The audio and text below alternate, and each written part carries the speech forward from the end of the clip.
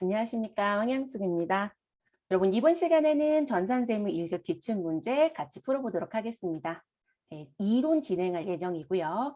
퍼펙트 전산세무 1급 교재를 갖고 계시는 분들은 2021년도 개정판과 관련된 부분 보시면 되겠습니다. 2020년도에 진행된 91회 기출문제이고요. 합격률은 12.68%입니다. 상당히 높은 편이라고 보셔야 될 것 같아요. 대체적으로 한 자릿수인데 두 자릿수가 나왔네요. 최근 들어서는 10%가 넘어가는 경우도 종종 있는 것으로 보여지고 있어요. 시험 문제는 대체적으로 좀 쉬웠다 이렇게 보셔야 되겠죠. 자, 첫 번째 문제부터 보겠습니다. 1번 문제는 재무 회계 쪽 문제인데 문제가 가장 쉬운 기본 문제가 출제가 됐네요. 일반 기업 회계 기준상 재무제표에 대한 설명으로 틀린 것은 이라고 얘기합니다. 재무제표는 회계를 처음 접하신 분들이라면 제일 먼저 배우는 거죠. 그럼 그 재무제표 관련된 첫 번째 보기 1번 보겠습니다. 자, 정상적인 영업주기 내에 판매되는 재고자산은 보고기간 종료일로부터 1년 이내에 무엇되지 않았어도 실현되지 않더라도 유동 자산으로 분류한다. 맞죠, 여러분? 우리가 자산과 부채는 유동과 무엇으로 비유동으로 구분하게끔 되어 있죠. 그런데 유동과 비유동의 구분은 우리 보고기간 종료일이라고 되어 있는 걸 기준으로 1년 이내이냐 1년이 넘어가느냐 이렇게 보는 거죠. 그런데 자 1년이 초과된다 하더라도 이내에 실현되지 않더라도 유동으로 보는 게 누구이다? 정상적인 영업주기라고 하는 부분이죠. 그래서 이 부분은 기억해 주셔야 되는 용어입니다. 자, 1번 맞죠? 두 번째로 넘어갑니다. 자, 현금 흐름표 작성 중 사채 발행으로 인하여 현금이 유입되었다라면 우리는 발행 금액으로 표시한다. 맞죠, 여러분? 우리가 일반적으로 사채를 발행했어요 라고 하면 어디에는 재무 상태표에 표시를 할 때는 무엇으로 표시한다? 액면금액으로 표시를 하고요. 할인 발행, 할증 발행에 따라서 우리는 가산하거나 차감하는 사채 할인 발행 차금의 계정을 또는 할증 발행 차금의 계정을 같이 표기하죠. 그렇죠, 여러분? 그런데 현금 흐름표는 발생주의 기준으로 작성하는 게 아니라 무슨 주의로? 현금주의로 작성을 하는 거예요. 그럼 현금주의라는 건 현금이 들어오고 나간 거에 맞춰서 우리 무슨 부분 내용을 따져보자라는 거죠. 그러니까 현금이 잘 도는지 유동성을 보기 위해서 작성하는 거잖아요. 그렇기 때문에 우리는 무슨 금액으로? 발행 금액으로 정리가 되져야 돼요. 그래서 맞는 표현입니다. 자, 세 번째, 상계 금지 원칙에 따라 매출채권에 대한 대존 충당금은 매출채권에서 직접 차감하여 표시할 수 없다. 있다가 맞죠, 여러분? 자, 우린 상계 금지 원칙이 있는 건 맞아요. 자, 상계 금지라는 건 무슨 부분인 거예요? 지금 내가 자산을 가지고 있고 내가 부채를 가지고 있다라고 했을 때 내가 자산과 부채를 상계할 수 있느냐? 안 된다. 각각의 무엇으로? 총액으로 표시를 해야 된다. 이 얘기거든요. 그럼 이것도 맞지 않나요? 라고 하는데 우리가 재무제표 작성 기준에 가서 보면 이 부분은 무슨 부분? 상계라는 부분에 해당하지 않죠. 우리가 대손, 충당금도 있고요. 그리고 또 누구도 있죠.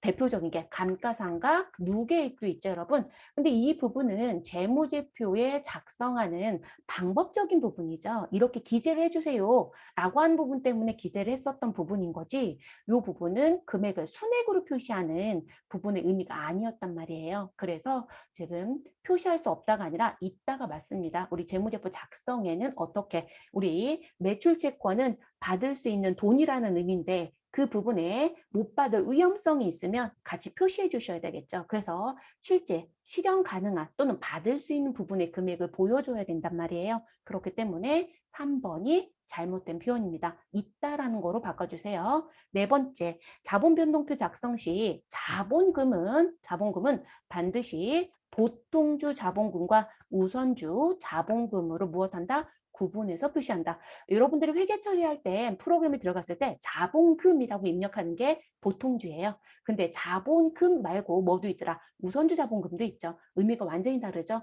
네, 보통주는 의결권 행사가 돼요. 근데 우선주는 의결권 행사가 안 되죠. 대신에 우선주가 보통주하고 비교했을 때 좋은 점은 무엇이다? 배당을 우선적으로 받죠. 네, 그런 부분들이 다른 점에 크게 차이 나는 걸 말씀을 드리며. 그래서 정답은 몇 번? 3번. 됐을까요? 두 번째 문제로 넘어가겠습니다. 다음 중 주식회사 세무가 취득한 매도 가능 증권의 최초 취득 원가는 얼마인가? 자, 매도 가능 증권의 취득 원가를 물어보면 여러분 뭔가 변경사항이 있는지 확인하시고요. 그리고 평가 금액만 반영해 주시면 되는 거죠. 자, 2020년 3월 1일에 주식회사 세무는 매도 가능 증권 상장 주식 시장성이 있대요. 자, 시장성이 있다라는 얘기는 무슨 의미다? 아, 평가를 해야 되는 거구나 라는 얘기죠. 왜냐하면 시장성이 없다라고 하면 원가법으로 가니까 평가를 하지 않죠, 여러분.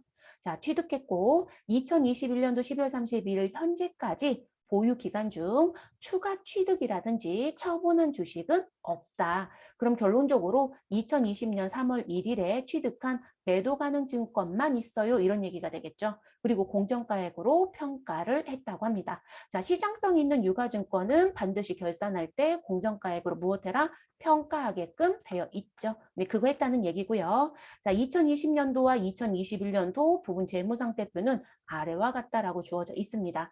자, 2020년도 12월 31일 우리 매도 가능 증권이 얼마로 바뀌었고 150만 원으로 재무상태표에 기재가 되고 그럼 요거는 자산 쪽이겠죠. 자, 그리고 어느 부분에 가서 봤더니 자본의 기타 포괄 손익 누계에 가서 보니 매도 가능 증권 평가 이익 20만 원이 있더라. 그러면 결론적으로 여러분 내가 150만 원이라고 자산으로 표시한 부분에서 자본의 평가 금액 20만 원을 빼면 뭐가 된다? 내가 취득한 금액이 되죠. 그러면 얼마? 130만 원 주고 샀다는 얘기가 되네요. 자, 그럼 이 얘기가 몇 년도에도 똑같은 얘기가 돼야 된다? 2021년도에도 변화가 없었기 때문에 결과가 똑같아야 돼요. 그러면 자산으로 가지고 있는 매도 가능 증권은 140. 자, 그리고 매도 가능 증권 평가 이익, 자본에 있는 부분은 10만 원. 그럼 이런 지금 현재 평가를 인해서 우리 자산의 금액이 올라갔다는 얘기거든요. 그럼 다시 내려줘야 되겠죠. 그러면 무슨 부분? 140만 원에서 얼마를 빼시면 10만 원을 빼면 우리는 얼마 주고 샀다라는 얘기가 되겠죠. 그러면 얼마이다? 130. 그러니까 여러분 이 부분은 무슨 부분? 2020년도 거를 가지고 계산할 수도 있고 2021년도 거를 가지고도 계산할 수 있어요. 그럼 정답은 몇 번이다? 1번이 되겠죠. 됐을까요? 네, 그래서 1번이 정답이 됩니다. 별로 어려웠던 문제 아니에요, 여러분. 그래서 취득 원가는 공정가액에서 매도 가능 증권 평가 이익을 빼라. 만약에 매도 가능 증권 평가 손실이면 더해 주시면 되겠죠. 그래서 1번이 답이다. 세 번째 문제. 다음 중 회계 변경에 대한 설명으로 옳지 않은 것은 우리 회계 변경 쪽 문제 자주 나와요. 세무 1급 준비하신 분들은 꼭 기억하셔야 되는 부분이죠.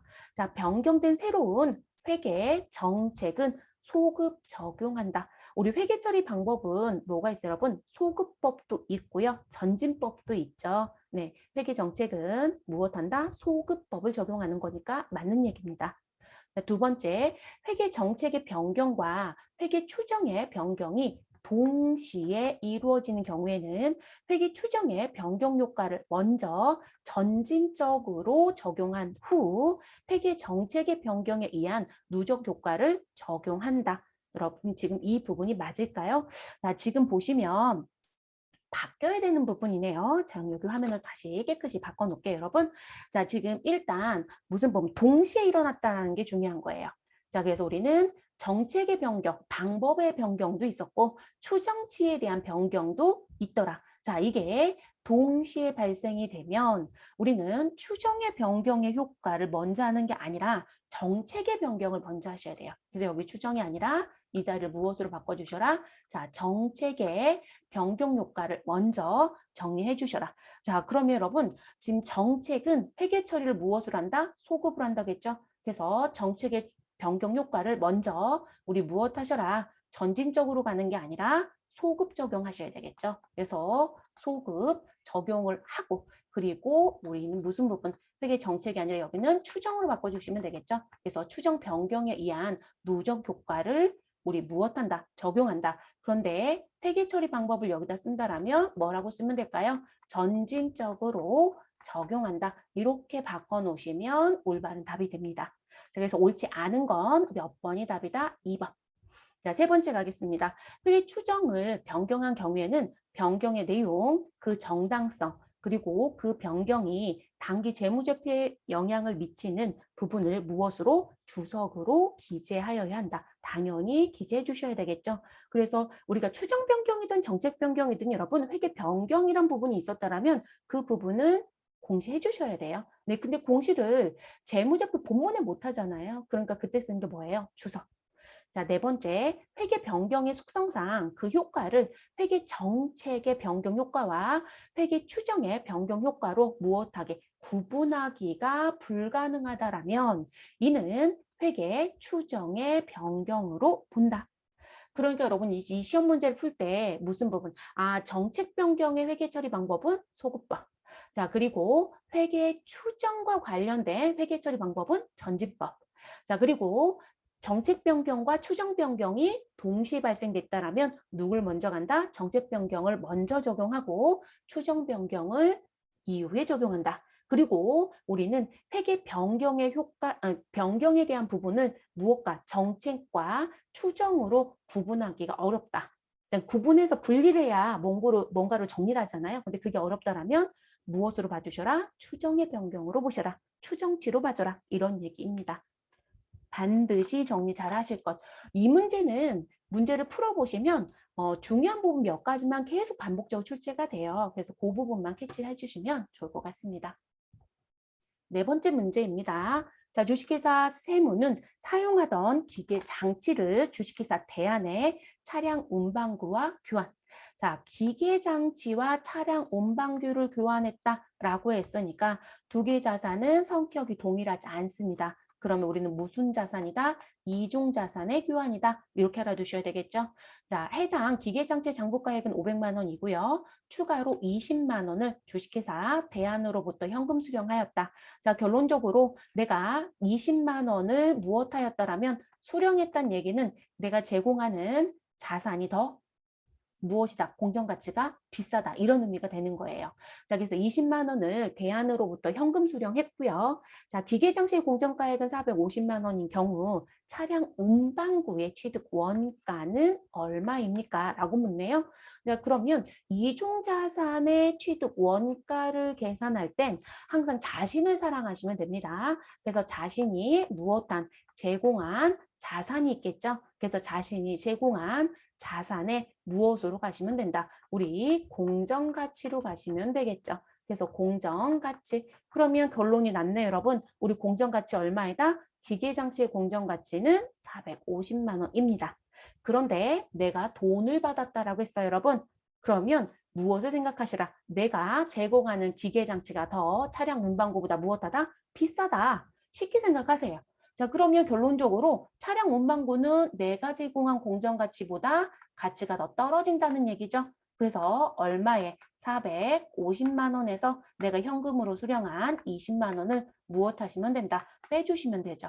오히려 반대로 내가 현금을 무엇했다라면 지급했다라고 했을 때 더하기를 해주셔야 되고요. 그래서 우리 취득한 차량 운반구의 취득가액은 얼마이다? 430만 원이 됩니다. 됐어요, 여러분?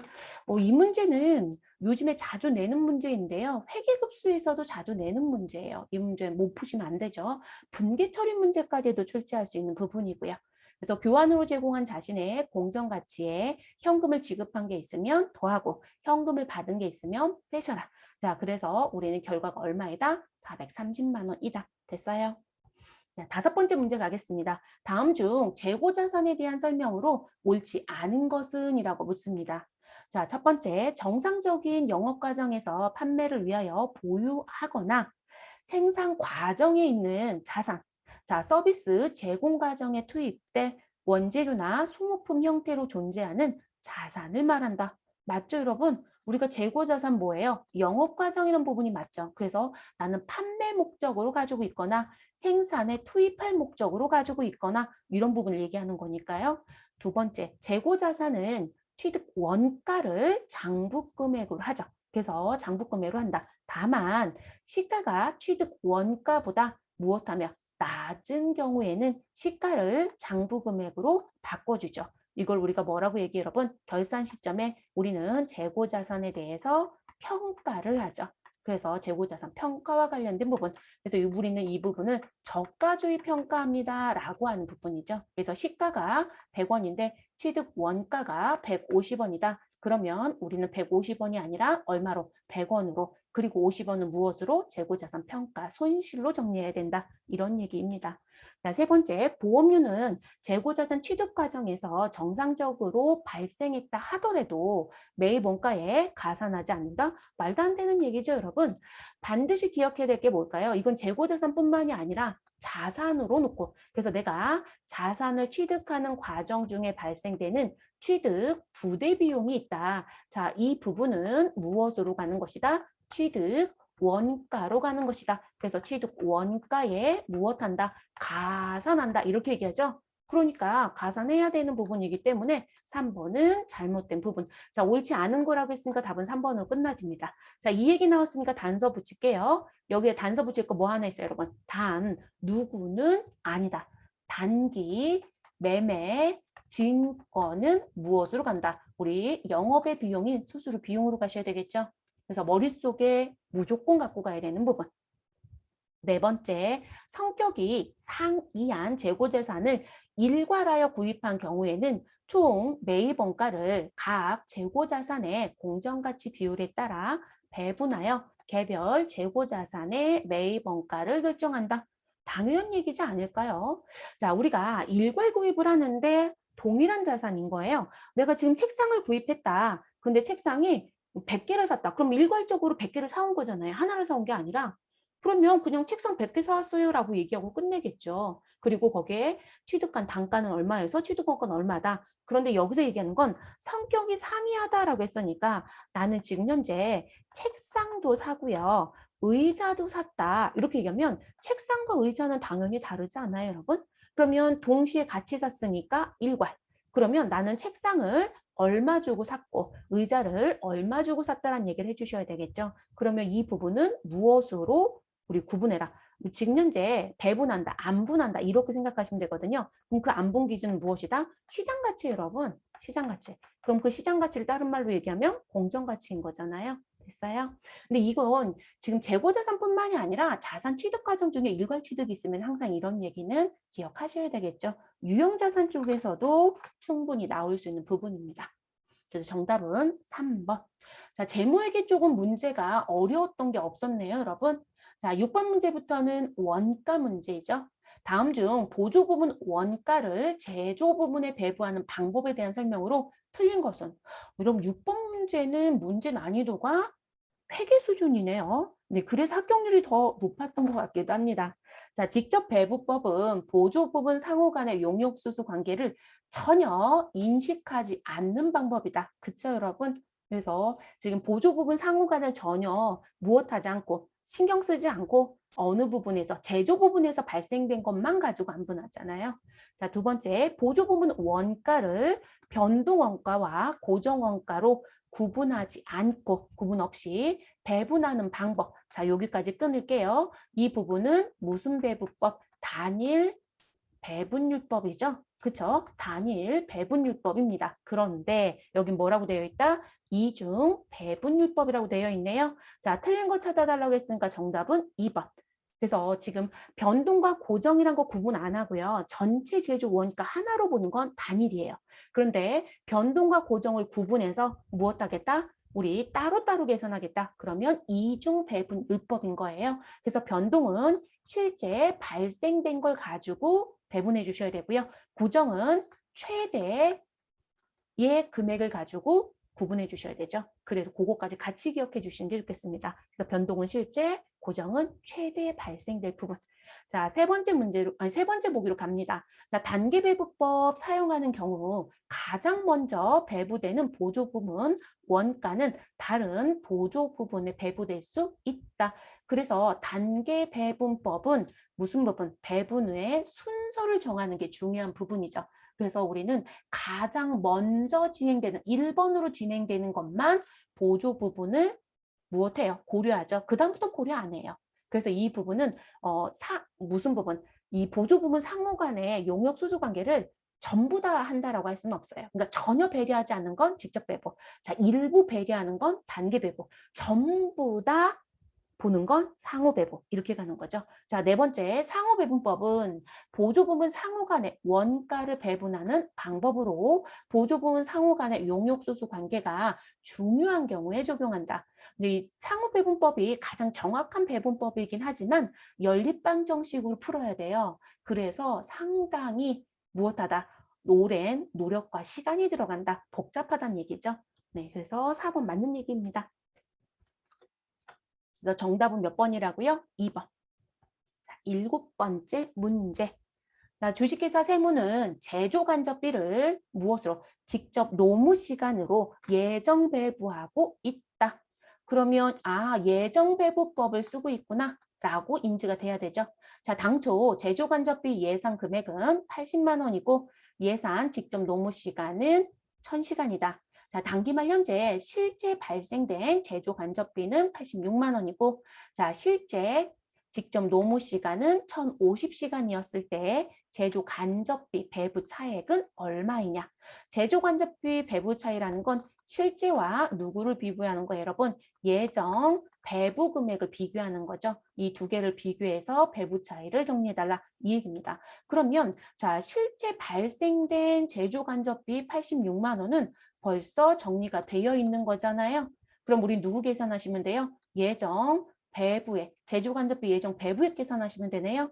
그러면 여러분 예정 배부액은 무슨 부분? 자, 지금 예정 배부는 무엇을 가지고 했다? 직접 노무 시간. 그러면 배부 기준이 있는 거죠.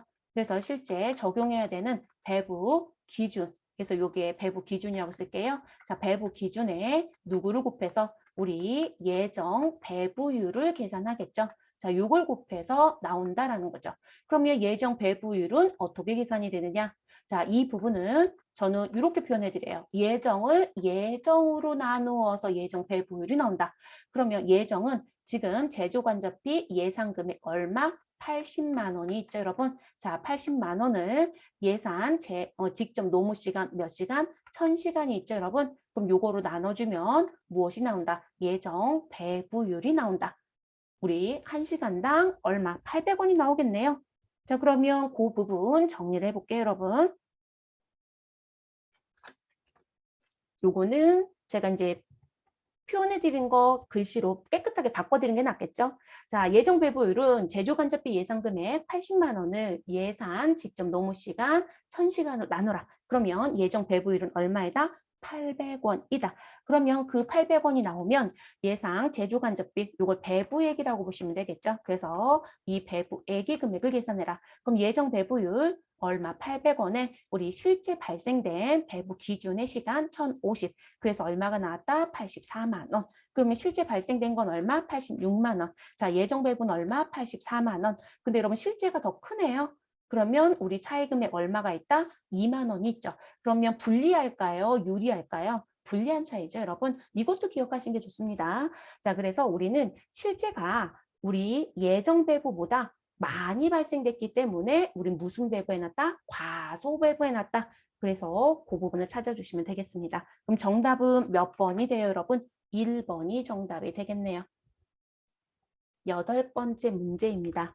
자, 다음 중 원가를 의사결정과 관련하여 분류하는 것으로 옳지 않은 것은 최근 들어서 원가 문제의 의사결정 문제가 전급수에 자주 나오는 것 같습니다. 네, 반드시 숙지하고 들어가 주시고요. 자, 관련 원가란 특정 의사결정과 관련 있는 원가를 말하며 우리가 관련된 원가, 관련되지 않은 원가라는 건 제조 원가와 관련돼서 우리 무슨 부분, 관계성이 있느냐 없느냐 이 얘기예요. 의사결정에 영향을 주느냐 안 주느냐. 그러면 지금 관련 원가란 부분은 맞는 표현이죠. 그러면 그렇지 않은 걸 비관련 원가라고 얘기하겠죠. 그래서 비관련 원가란 특정 의사결정과 관련이 없는 원가를 말한다. 네, 맞습니다. 자, 옳지 않은 거 찾으라고 했고요. 자, 메모원가. 메모리라는 건 여러분 묻히는 거예요. 그래서 이 메모원가는 현재 원가가 아니라 과거의 원가입니다. 그래서 우리는 의사결정에 고려하지 않아요. 자, 그럼 볼게요. 자, 메모원가는 의사결정을 할 때 어떤 대안을 선택을 하든지 회복할 수 없으므로 미래 의사결정에 고려하지 말아야 한다. 네, 땅에 묻혔다고요. 메모리한 건 묻혔다는 거예요. 그래서 과거에 발생된 원가이기 때문에 우리는 고려하지 않습니다. 네, 고려하지 않는다. 그럼 맞는 얘기고요. 자, 세 번째, 기회비용. 자, 기회비용이라는 건 내가 의사결정을 하는데 대안이 여러 개이다. 그래서 대안 1, 대안 2, 대안 3. 근데 그중에 내가 대안 2를 선택했다라면 우리 버려지는 부분 중에 최대의 금액이 기회 원가 또는 기회비용이라고 보는 거죠. 자, 이 기회비용은 자원을 현재 용도 이외에 다른 용도로 사용했을 경우 포기해야 되는 대안들 중 효익이 가장 큰 것을 말한다. 제가 이거 얘기하면서 여러분 가장 큰 것이라고 얘기했죠. 여기도 항상 말장난을 제일 많이 쳐요. 그러면 맞는 얘기네요. 자, 네 번째. 자, 기회비용은 의사결정을 할 때 반드시 고려되어야 하며, 그렇죠. 자, 대안 1, 대안 2, 대안 3이라고 줬을 때 이 기회비용에 대한 거 고려를 해서 내한테 더 이익적인 걸 선택하려고 하는 게 일반적인 의사결정이에요. 그럼 고려돼야 되는 건 맞습니다. 그러면 뭐가 잘못됐느냐? 1번, 2번, 3번이 다 맞았다고 했으니까 4번이 잘못됐겠죠, 여러분? 이 뒷부분이 잘못됐네요. 자, 재무제표에 그 추정액을 주석으로 기재한다? 아니요, 안 합니다. 그래서 고려돼야 되는 건 맞지만 재무제표에 기재는 하지 않습니다. 그래서 기재하지 않는다. 이게 잘못됐어요, 여러분. 기재하지 않는다. 그래서 정답은 몇 번이다? 4번으로 정리를 시켜주시면 되겠습니다. 9번째 문제로 넘어가 볼게요. 자, 주식회사 세무는 종합원가 계산 제도를 채택하고 있다. 자, 모든 원가는 공정 전체를 통하여 균등하게 발생되고 있으며 그러면 지금 현재 여러분 모든 원가가 공정을 통해서 균등하게 발생되고 있대요. 그러면 우린 시험지에 주어져 있는 완성도를 따라가야 되겠죠. 네. 우리 공정 초에 전체 투입합니다. 그러면 완성도는 100%이지만 지금 같은 경우는 주어진 완성도를 무엇하셔라? 가져가셔라. 그래서 우리 기초는 40, 기말은 50. 자, 단기 제조 활동에 대한 자료가 다음과 같은 경우 기말 제공품 원가는 얼마인가? 단, 기말 제공품의 평가는 무슨 법? 평균법을 이용하며 공손품은 발생하지 않았다라고 얘기합니다. 자, 기말 제공품에 대한 평가를 평균법을 한다라는 건 우리는 전년도에서 넘겨받은 기초와 단기에 투입한 것을 무엇하지 않는다? 구분하지 않는다. 그래서 이거를 무엇으로? 하나로 보고 나는 얼마를 완성했고 얼마가 기말로 남겨져 있다. 이렇게 결론 내는 부분이죠, 여러분. 그래서 이 부분만 기억을 해주시면 되는 부분입니다. 그러면 일단 우리는 완성품 환상량부터 계산해야 되죠. 그럼 완성품 환상량은 어떻게 계산하신다? 자, 단기 완성본 수량 700개가 있네요. 자, 그래서 이 700개의 기말 제공품 완성품 환상량을 더해주시면 되는 거죠. 그럼 700에 우리 200개 곱하기 50 하면 얼마 나와요, 여러분? 100개가 나오네요. 그래서 이 자리에 100을 더해주면 완성품 환상량은 몇 단위가 된다? 우리 800단위. 그래서 800개가 됩니다. 자, 그리고 나서 우리 지금 현재 기말 제공품 원가라고 하는 건 그냥 쉽게 생각하면 수량에 누구를 곱하는 거예요, 여러분? 단가를 곱하는 거잖아요. 그러면 기말 제공품의 지금 완성품 환상량 몇 개가 완성됐다고 볼 것이다? 100개가 완성됐다고 볼 것이다. 그러면 수량 100개는 결론이 났어요. 그럼 여기다 곱해지는 단가가 나와야 되죠? 그러면 완성품 환상량 단위당 원가 계산해야 되네요. 자, 평균법은 기초와 투입을 하나로 봐라. 그러면 기초 제공품의 금액은 얼마? 45,000원. 자, 단기에 투입된 원가는 얼마? 65만 5천 원. 그러면 4만 5천 원 더하기 65만 5천 원 더해주시면 70만 원인가요? 자, 70만 원을 800개로 나누면 되는 거죠. 됐어요, 여러분? 그러면 단가가 나와서 곱해지면 기말 제공품 원가가 나오게 됩니다. 자, 이것도 깨끗한 시트로 보여드리는 게 좋겠죠? 그래서 완성품 환상량 단위당 원가 계산 못하시면 지금 기말 제공품 원가는 계산할 수 없다. 그래서 700에 200단위를 지금 단위라고 써도 되고 여러분 개라고 써도 되겠죠. 그러면 우리는 몇 개가 나왔다? 800개가 나왔다. 자, 그리고 65만 5천 원에 4만 5천 원을 더해 주시면 70만 원인 거죠. 그렇죠, 여러분? 그러면 여러분들은 계산기 갖고 계시죠? 항상 시험 준비하러 가실 땐 계산기 갖고 가셔야 되고요. 지금 현재 전산세무회계가 컴퓨터에 내장되어 있는 계산기 못 쓰게 한 데가 있어요. 네, 2020년도부터 그런 일이 지금 생기고 있어서 계산기는 반드시 손으로 사용하는 계산기 가져가셔야 될 것 같습니다. 자, 그럼 지금 나와져 있는 금액 70만 원에 대해서 우리 나누기 얼마 하시면 된다? 800개. 자, 그러면 875원 나오죠. 자, 그리고 기말 제공품에 대한 부분의 완성품 수량으로 봐야 되는 환상량은 100개예요. 그럼 여기에 곱하기 100을 해주시면 되죠. 그래서 87,500원이 뭐가 된다? 기말 제공품 원가.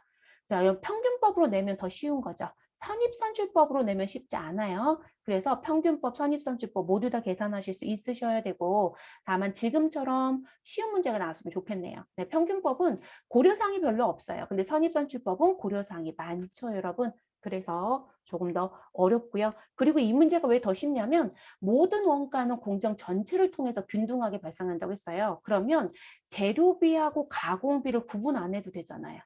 근데 이게 만약에 재료는 공정 초에 투입을 하고 누구는 우리 뭐 가공과 관련된 부분은 공정 전반을 통해서 균등하게 발생이 된다. 이렇게 되면 재료비에 대한 거 얼마 그리고 가공비에 대한 거 얼마 각각 계산해서 합을 내주셔야 되는 거죠. 그러니까 지금 문제 상당히 쉬운 문제였던 거예요. 근데 각각 계산하는 거 반드시 하실 수 있으셔야 됩니다. 그래서 정답은 몇 번이 되겠어요, 여러분? 87,500원이니까 3번. 자, 10번 문제 가겠습니다. 자, 최근 들어서 또 하나 특색을 가져간다면 표준 원가 계산이 기존에는 어떻게 냈었다. 내는 때가 있고 시험 출제를 안 하는 때가 있었어요. 6회를 시험을 볼 때도. 그런데 최근은 매 회마다 출제하는 형태로 바뀌어가는 것으로 보여집니다. 그래서 표준원가 기본적으로 자주 나오는 계산 문제 정도는 푸실 수 있어야 합니다. 자, 주식회사 세무는 표준 원가 계산 제도를 채택하고 있다. 자, 고정 제조간접 원가는 그러니까 우리가 제조간접 원가를 변동비와 고정비로 구분하는데 지금 계산해달라고 하는 건 고정 제조간접 원가입니다. 자, 원가는 기계 시간을 기준으로 배부하고 있고 제품 단위당 4시간의 기계 시간이 소요된다. 그럼 결론적으로 실제 생산량이 900단위예요. 그러면 이 900단위의 무슨 부분? 4시간을 곱하면 실제 기계가 얼마 사용이 됐는지 알 수 있겠네요. 자, 다음 자료에 의해서 기준 조업도, 정상 조업도를 구하면 얼마인가 라고 얘기합니다. 자, 이 부분은 이렇게 보여드릴게요. 자, 제품 단위당 4시간의 기계 시간이 소요된다고 했었고요. 그리고 시험에서 물어본 질문은 무엇이다? 기준 조업도라고 하는 우리 정상 조업도를 물어봤어요. 자, 고정 제조 간접비에 대한 부분은 기준 조업도 계산이 가장 중요한 부분이긴 해요. 그러면 우리 이 조업도의 차이는 누구와 예산과 누구의 차이다? 배부의 차이예요, 여러분. 네, 예산과 배부의 차이. 그러니까 결론적으로 이 부분의 차이이다라는 것만 숙지했다라고 하면 문제는 금방 푸실 수 있는 부분. 자, 그러면 자, 내용 박스를 보시면 지금 예산의 차이가 있고요. 조업도의 차이가 있습니다. 그리고 실제 발생액이 있고요. 예산액이 있어요. 너무 친절하게 다 줬어요, 여러분. 그러면 예산의 차이는 누구와 누구의 차이다? 예산 차이는 실제 발생된 부분과 예산과의 차이가 예산 차이예요. 이 두 개의 차이. 그러면 실제 발생은 얼마이고요? 21,000원. 그래서 21,000원을 이 자리에 써드린 거고 자 그리고 우리 예산의 금액은 얼마이다? 2만 원이라고 주어졌죠. 만약에 이 2만 원을 안 주었어도 아 예산 차이가 1,000원이야? 그럼 예산 차이는 지금 1,000원이라고 써드렸죠. 그리고 불리하다라는 얘기는 무엇이다? 실제 발생된 금액이 내가 예산으로 잡았던 것보다 더 많이 들어갔을 때 그래서 실제가 더 크면 우린 뭐가 된다? 불리해져요. 근데 예산이 더 크고 실제 발생이 더 작다라면 우리 유리한 게 되는 거고요. 그러면 불리하다라고 했으니까 우린 실제 발생 금액에 불리한 금액 얼마를 1,000원을 더해 주시면 아니 1,000원을 빼주시면 되겠죠. 더하는 게 아니라 빼주셔야 되는 부분. 빼주시게 되면 2만 원이 나오죠. 근데 박스에 2만 원 줬어요, 여러분. 됐을까요? 자, 그러면 고정 제조간접 원가 예산액 2만 원은 결론이 나 있는 거죠. 지금 제가 이렇게 보여는 드리지만 지금 현재 이 앞쪽은 큰 의미가 없었다는 거죠. 자, 그럼 이렇게 해서 이제 정리가 끝났고요. 자, 그리고 제가 이 4시간 왜 끌고 다닐까요? 내가 생산하는데 제품 하나를 생산하는데 들어간 기계의 작업 시간이 4시간이에요. 그럼 그 부분이 곱해서 나와야 되기 때문에 4시간 끌고 다니는 거고요. 자, 그리고 나서 조업도의 차이를 봤더니 뭐라고 또 얘기를 한다. 자, 지금 예산 금액이 얼마가 있는데 2만 원이 있는데 조업도의 차이는 불리하고요. 2천 원이 발생했다고 합니다. 자, 그러면 불리한 차이 2천 원 조업도는 무슨 부분이다? 예산과 누구를 비교했을 때 우리 고정 제조 간접비 배부를 비교했을 때 누가 더 작았다. 배부가 더 작았을 때 나오는 게 불리한 차이입니다. 그러면 지금 현재 예산이 2만 원이고 그리고 2천 원이 불리한 차이가 발생했다라고 하면 우리 고정 제조 간접 원가 배부액은 얼마가 된다? 18,000원이 되는 거죠. 그러면 요 금액 계산이 되잖아요. 그래서 제가 지금 3분법의 형태처럼 이분법의 형태처럼 보여는 드리지만 사실상 누구와 예산액과 배부액의 차이다라는 것만 알았다라면 금방 계산이 된다는 거죠. 됐을까요? 그러면 2만 원과 18,000원의 차이입니다. 그럼 이 18,000원은 자, 우리 실제 발생은 얼마였다? 900. 자, 그러면 실제 발생된 900에 우리 1시간당 제품 한 단위당 몇 시간의 기계를 썼다? 4시간. 그래서 기계 사용 시간이 들어가야 되고요. 됐을까요, 여러분? 그러면 18,000원이 나오려면 우리 여기에 나와야 되는 금액이 얼마냐라는 거죠. 또 900단위 곱하기 4 하신 걸 18,000원 나누면 사실상 5라는 결론이 나오겠죠. 또 계산기를 잠깐 보여드려 볼까요? 계산기 좀 잠시 열게요, 여러분.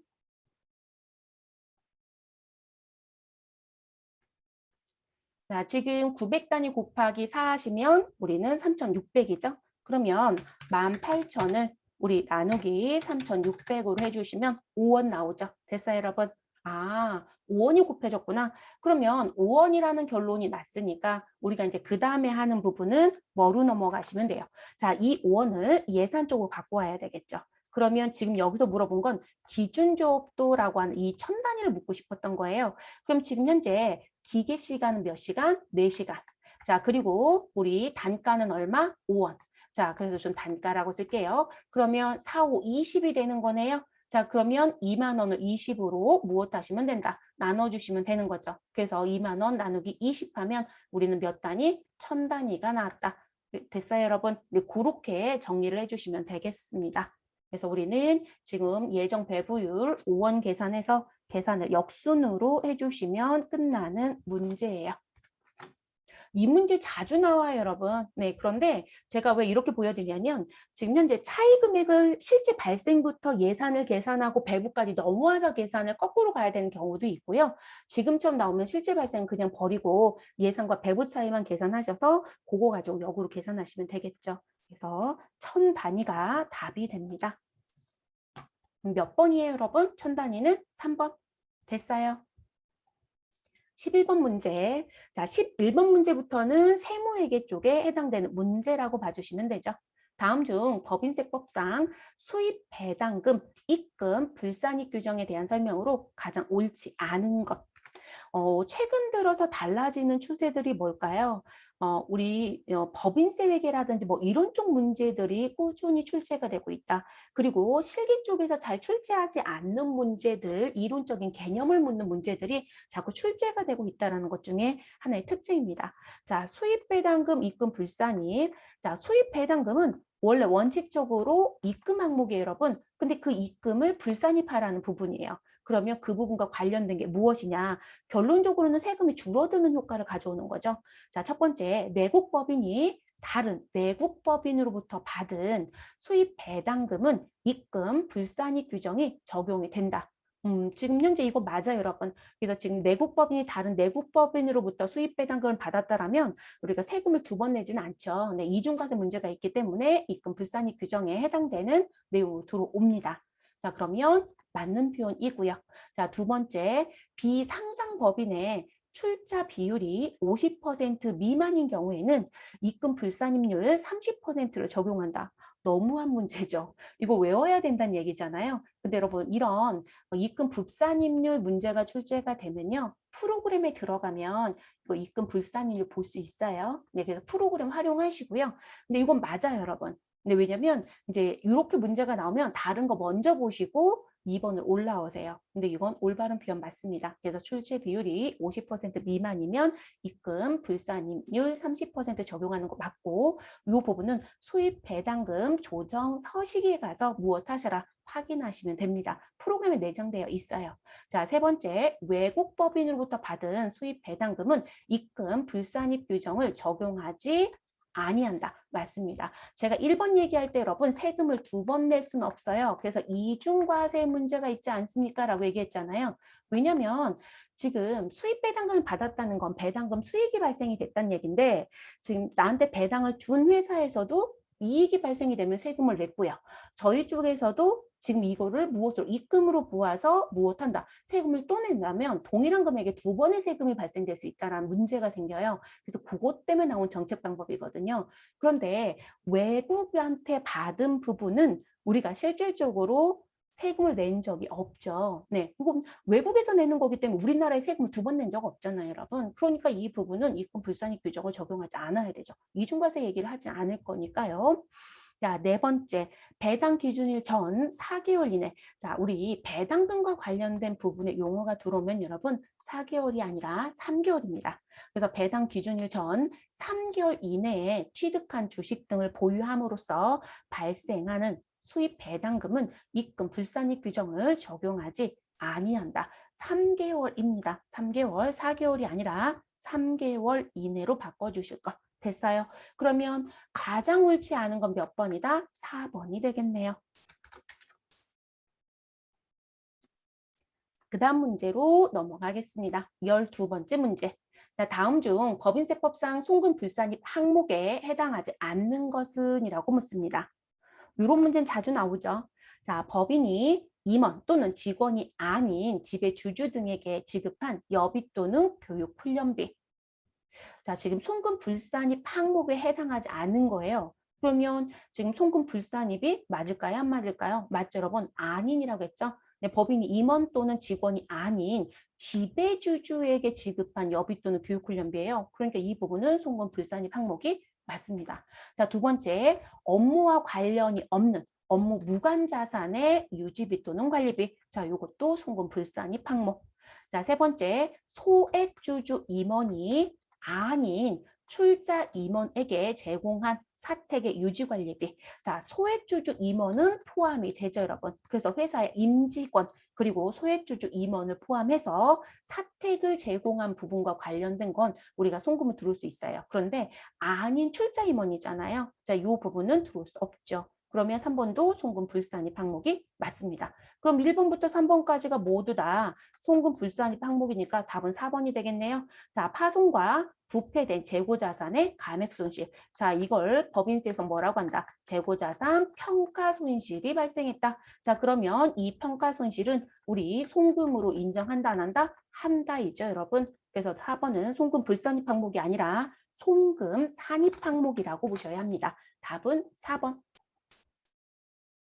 이게 재고자산이 아니고 여러분 이 자리가 무엇으로 지금 현재 이 부분이 뭔가 감액적인 얘기가 나왔다. 평가에 대한 얘기가 나왔다. 그런데 재고자산이 아닌 다른 자산이면 법소정 요건을 갖추지 않으면 인정이 안 돼요. 그러니까 무조건이 아니에요. 재고자산은 전부 다 인정이 되지만 유형자산도 감액이 있을 수 있잖아요. 손상차손이 있을 수 있으니까 유가증권도 평가라는 걸 하잖아요. 그럼 그 인정이 되느냐? 안 되죠. 근데 제가 법소정 요건이란 건 뭘까요? 우리 보험업이라든지 그런 쪽은 또 인정이 되는 게 있어요. 그래서 법소정 요건을 갖추지 않았다라면 재고자산 이외의 평가는 인정하지 않습니다.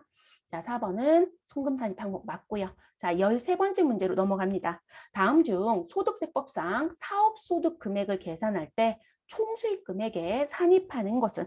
그러면 결론적으로 우리는 소득세를 내야 되는 항목이라는 표현이겠네요. 자, 소득세, 환급, 가산금.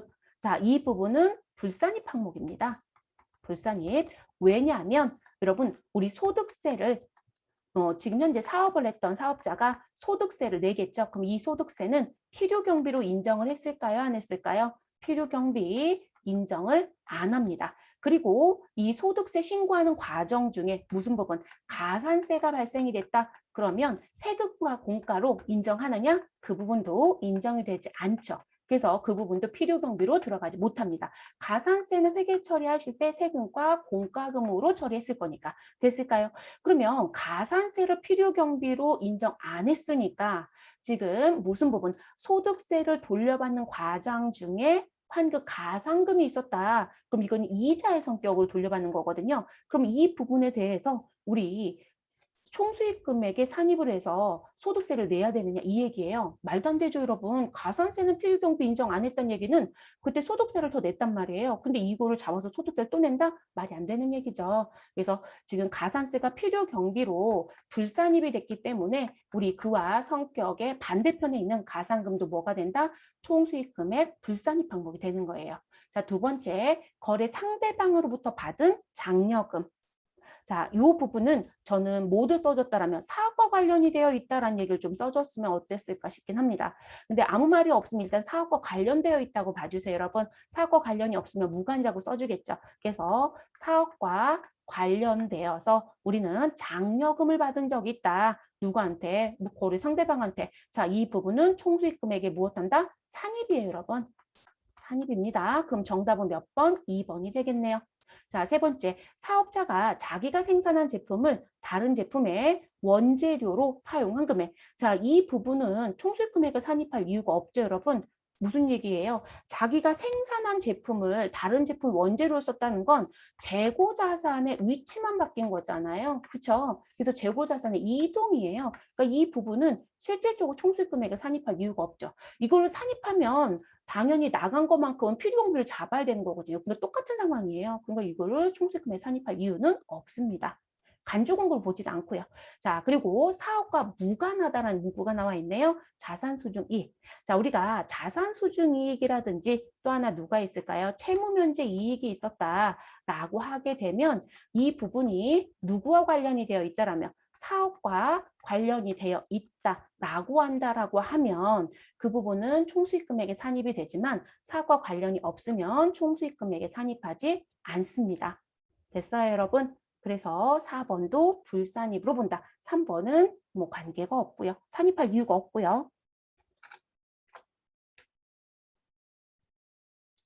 14번째 문제로 넘어가 보도록 하겠습니다. 다음 중 근로소득 연말정산 시 특별세액공제와 여러분 특별자가 붙으면 무엇을 신경 쓰셔라? 아, 근로자만 특별히 받는 거. 그쵸? 자, 근로자만이라고 했으니까 근로소득자 이렇게 생각하시면 되겠죠. 자, 그래서 특별세액공제와 신용카드 등 사용금액 소득공제의 중복 적용 여부가 틀린 것은 우리 신용카드 사용금액에 대한 소득공제와 세액공제가 중복으로 허용이 되는 게 있죠. 그러면 우리 무슨 부분? 내가 교육비가 있었다라고 하면 원칙은 중복이 허용이 되지 않습니다. 그런데 중복이 허용되는 게 있죠. 교육비 중에 누구요? 우리는 무슨 부분? 우리 학원비요. 미취학 아동의 학원비를 카드로 결제했다? 그러면 교육비도 인정이 되고 신용카드 사용액도 인정이 되죠, 여러분. 그리고 우리 교육비 중에 교복 구입비가 있죠, 여러분. 교복을 구입하는데 신용카드 등을 사용하였다. 그럼 교육비도 인정이 되고 우리 무슨 보험 신용카드도 인정이 되죠. 그리고 의료비가 있죠, 여러분. 자, 의료비는 무조건 인정이 되죠. 네, 의료비는 신용카드하고 무조건 중복을 허용하고 있습니다. 그럼 이제 그런 내용들 정리하시면 되겠습니다. 자, 신용카드로 결제한 의료비입니다. 그러면 특별세액공제에 의료비 세액공제는 가능합니다. 자, 신용카드 등 사용금액의 공제도 가능합니다. 자, 두 번째, 우리 신용카드로 결제한 월세. 자, 월세액 세액공제가 가능하죠. 자, 그리고 신용카드 등 사용금액 공제는 불가능합니다. 월세 부분이요, 신용카드에 들어올 수 있는 경우들이 있을 수는 있어요. 현금 영수증 받은 건 있기 때문에. 근데 그 경우는 월세에 대한 세액공제를 안 받았을 때 허용되는 부분이 있긴 해요. 그런데 지금 가능하다는 쪽으로 빼버렸잖아요. 특별세액 공제가 먼저거든요. 그래서 이쪽을 들어갔기 때문에 신용카드 공제는 안 되는 게 맞습니다. 자, 신용카드로 결제한 보장성 보험료. 자, 우리 보험료 같은 경우는 어떠한 경우도 신용카드 등 사용금액으로 중복공제가 안 돼요. 그래서 보험료 세액공제는 가능하지만 우리 신용카드 소득공제는 무엇하다? 불가능하다. 맞는 얘기입니다. 자, 그럼 답은 당연히 네 번째가 되겠네요. 자, 교복 구입비는 뭐로 들어간다? 교육비로 들어간다. 제가 교육비에는 무슨 부분? 취약하기 전 아동에 대한 학원비와 교복 구입비는 중복으로 허용한다고 했어요. 자, 그러면 교육비 세액 공제 가능하죠. 자, 신용카드 등 사용 금액의 공제가 불가라고 되어 있는데 무엇으로? 가능으로 바꿔주셔야 됩니다. 가능하다. 됐어요, 여러분? 그러면 정답은 몇 번이 된다? 정답은 4번이 되겠네요. 됐을까요? 이런 문제 패턴도 출제를 했네요. 알아두셔야 되는 내용이긴 합니다. 네. 그런데 이런 패턴 문제는 되게 오랜만에 낸 것 같아요. 네, 잘 안 냈었다는 얘기죠. 마지막 문제입니다. 다음 중 부가가치세법상 과세 대상인 재화 또는 용역의 공급인 것은? 자, 재화 용역 모두 다 물어봤어요. 자, 상가 부수 토지의 임대. 자, 여러분, 상가예요. 우리가 부수토지라는 게 뭘까요? 자, 부수토지라고 부르는 건 이렇게 건물이 있으면 건물이 공중에 떠 있지는 않겠죠, 여러분? 그러면 아래쪽에 뭐가 있을 것이다? 땅이 있을 것이다. 그럼 건물에 붙어 있는 땅을 우리는 부수토지라고 얘기를 하죠. 그러면 이 부수토지 부분에 우회가 누구였다? 상가였다. 자, 주택이었을 때는 몇 배수까지냐라는 걸 봐야 되는 부분이 있어요. 근데 우리는 지금 현재 상가는 무조건 과세가 되는 거예요. 상가의 임대는, 상가는 무슨 부분? 우리 사고 파는 매매, 그리고 임대, 모두 다 무엇이다? 과세 대상이 됩니다. 그러면 여기에 무엇하는 따라다니는 땅, 토지도 뭐가 된다? 자연스럽게 과세가 됩니다. 그러면 지금 현재 해당되는 거 찾아달라고 했으니까 답은 몇 번이 된다? 1번이 되겠네요. 자, 2, 3, 4 볼게요. 국민주택 규모 초과 주택 및 우리 부수토지의 임대.